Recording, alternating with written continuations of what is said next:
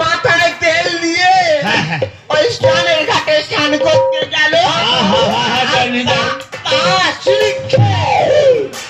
শিরা কেটে গেল গো। ভালো মরণ দেখো গো। ও বৌদি একটু ডিসার্ভে কাটা যায় না? ডিসার্ভে কেন আমরা বাজাই? এই সময় স্বামী মারা গেছে,